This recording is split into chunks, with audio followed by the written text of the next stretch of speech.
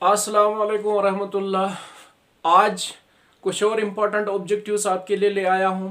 इनकी एक्सप्लेनेशन में साथ दे रहा हूँ। आप ध्यान रखें और सीधे हम बोर्ड की ओर जाएंगे। और पहला क्वेश्चन जो है इसको मैं यहाँ पर एक्सप्लेनेशन के साथ आप लोगों के सामने यहाँ एक्सप्रेस करने जा रहा हूँ, तो आप लोग ध्यान रखिए।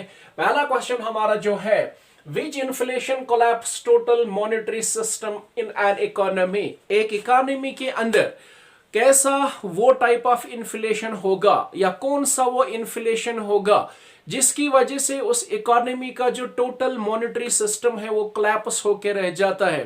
तो कौन सा टाइप ऑफ इन्फ्लेशन वो होगा, याद करिए, शाबाश, इट इज हाइपर इन्फ्लेशन। यानी हाइपर इन्फ्लेशन वो इन्फ्लेशन होता है जो किसी इकोनॉमी में जब उजागर होता है, आता है, तो उसकी नवियत इतनी ज्यादा खतरनाक होती है कि वो पूरे इकोनॉमी के मॉनेटरी सिस्टम को कोलैप्स करके छोड़ देता है।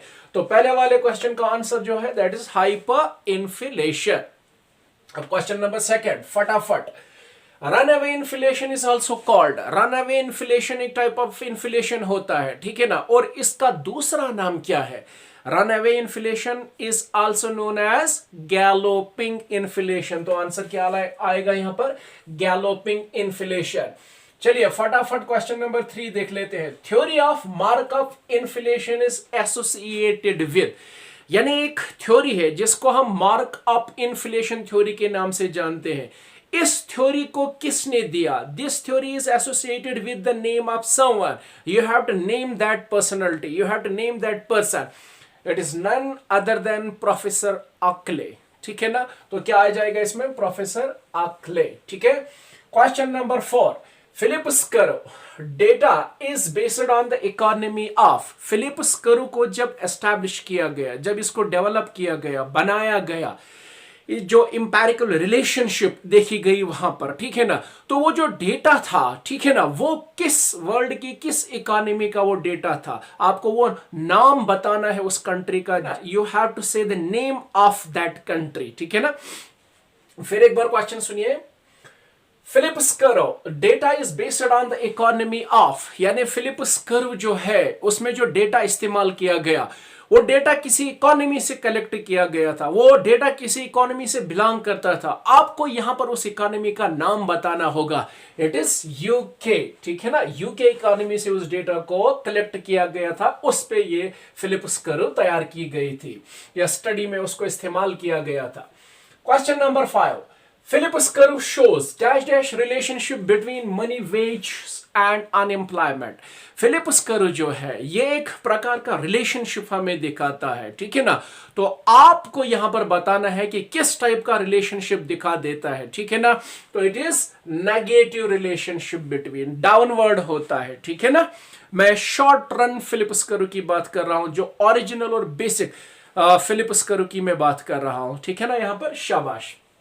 क्वेश्चन नंबर 6, ओरिजिनल और conventional Phillips curve is dash dash sloping. It is downward sloping, ठीक है ना। ये जो ओरिजिनल और कन्वेंशनल फिलिप स्करो है ये क्या है? डाउनवर्ड स्लोपिंग है, ठीक है ना।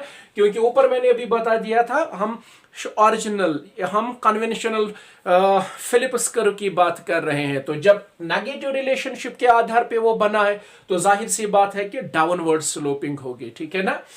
अच्छा, फिर question number 7, trade off between inflation and unemployment disappears when Phillips curve becomes. यानी दो चीजों के बीच का जो कंट्राडिक्टरी रिलेशनशिप है वो एक पॉइंट पे खत्म हो जाता है। उस पॉइंट पे फिलिप स्करो का शेप कैसा होगा? आपको वही चीज यहां पर दोहराना होगा कि trade off between inflation and unemployment जो है वो डिसअपियर होता है और उस समय फिलिप स्करो क्या बन जाती है, उसकी शेप क्या बन जाती है, ठीक है ना। तो इट इज वर्टिकल, ठीक है ना। तो क्या आ जाएगा इस वाले क्वेश्चन में आंसर? वर्टिकल।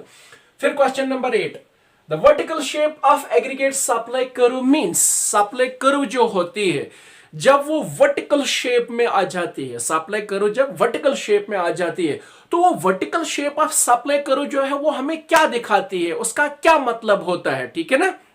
आप जानते हो there is a relationship between aggregate supply and price level, ठीक है ना। तो यहां पर हमारा क्वेश्चन क्या है कि जब एग्रीगेट सप्लाई करो वर्टिकल शेप की सूरत में होती है, ठीक है ना। तो उस समय आपको यह बताना होगा कि वो क्या रिप्रेजेंट करती है। यही रिप्रेजेंट करेगी कि प्राइस चेंजेस को टोटल एग्रीगेट आउटपुट रिस्पॉन्ड नहीं कर रहा है, ठीक है ना। यानी हम यूं कह सकते हैं कि there is no respond in the form of total output और एग्रीगेट आउटपुट, ठीक है ना, in response to the price, ठीक है ना। वर्टिकल का मतलब वही होता है ना, यानी प्राइसेस में चेंजेस तो देखी जा सकती है, प्राइसेस में चेंजेस तो देखें लेकिन सप्लाई जो है वो चेंज नहीं होगी, ठीक है ना। एक तो होता है परफेक्टली इलास्टिक, उसका अपोजिट परफेक्टली इन इलास्टिक, ठीक है ना। तो यहां पर आंसर क्या आ जाएगा, सिंपली यानी the vertical shape of aggregate supply curve means total output does not change in response to the price, ठीक है। और फिर question number 9, a floating exchange rate regime is when simply when marketing forces are determining the exchange rate and marketing forces are demand and supply, ठीक है ना। यहां पर ये आ जाएगा answer. stagflation has been added to economic literature in stagflation, जो एक नई टर्म है लिटरेचर ऑफ इकोनॉमिक्स के अंदर, ठीक है ना। इसको कब लिटरेचर ऑफ इकोनॉमिक्स में ऐड किया गया, ठीक है ना, इट्स 1970s, ठीक है ना, उसमें इसको लिटरेचर में ऐड किया गया। Stagflation is a situation when recession is accompanied by a dash dash। Stagflation एक ऐसी स्थिति होती है, एक ऐसी कंडीशन इकोनॉमी के अंदर होती है जहां पर रेसिशन होता है, ठीक है ना। और वो रेसिशन जो होता है that is accompanied by a dash dash high rate of inflation. क्योंकि रेसिशन के तो बहुत सारे कैरेक्टरिस्टिक्स है, लेकिन सबसे बड़ा कैरेक्टरिस्टिक यहां पर अगर हम फिलिप्स करो के कॉन्टेक्स्ट में पढ़े तो यह होता है कि वहां पर रेट ऑफ अनएम्प्लॉयमेंट बहुत ज्यादा होता है, हाई रेट ऑफ अनएम्प्लॉयमेंट होता है, ठीक है ना। तो हम कह सकते हैं कि stagflation is a situation when recession is accompanied by a high rate of inflation, ठीक है ना। तो ये आज 11 क्वेश्चंस मैंने यहां पर जिनके मैंने एक्सप्लेनेशन करके आंसर दे दिए। उम्मीद करता हूं कि आप लोग इनको बखूबी समझ गए होंगे। आप सब लोगों से मेरी रिक्वेस्ट है, मेरे चैनल को सब्सक्राइब करना ना भूलिएगा, इसको जरूर शेयर करिए और अपने दोस्तों के साथ, जो भी हमारे भाई बहन इकोनॉमिक्स पढ़ते हैं उनके साथ इसको जरूर शेयर